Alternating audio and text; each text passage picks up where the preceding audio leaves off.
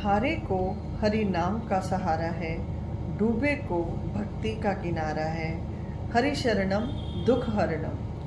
देखिए, हारे का यानी कि जब जीवन के अंदर वो परिस्थितियां आ जाए जब लगे कि अब तो सब कुछ छूट गया, तो वहीं पर नाम का एक सहारा है।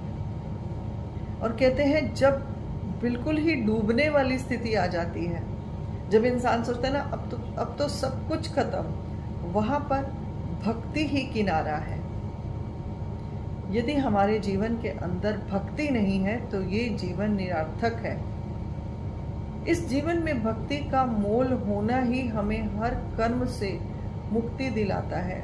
और डूबे का किनारा यानी कि डूबे का किनारा जो है वो भक्ति है। सिर्फ आप अपने जीवन के अंदर बहुत ज़्यादा भक्ति भी ना करें, परंतु 24 घंटे के अंदर आप यदि 5 मिनट भी अपने हृदय से उस परमात्मा को समर्पित करते हैं तो परमात्मा उस चीज़ को समझकर आपको उसका फल देते हैं।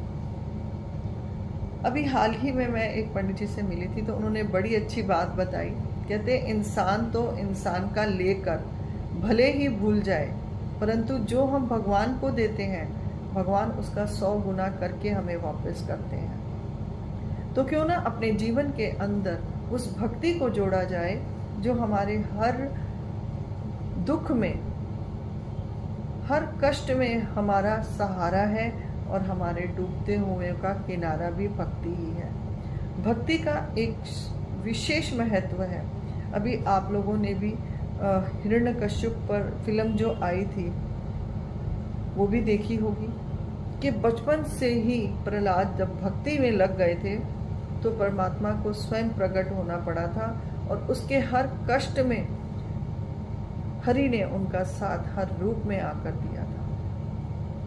यदि हमारा भरोसा और विश्वास अटूट है तो प्रभु को आना ही पड़ेगा। और शायद इसलिए कहा भी गया है कि भक्त के वश में है भगवान। यदि हम अपनी भक्ति को इतना अटूट बना लें और ईश्वर के शरणागति हो जाए तो जीवन के अंदर सारे संघर्ष खत्म हो जाते हैं, और जीवन के अंदर एक नया मोड़, एक नई आशा की किरण परमात्मा हमें खुद देते हैं।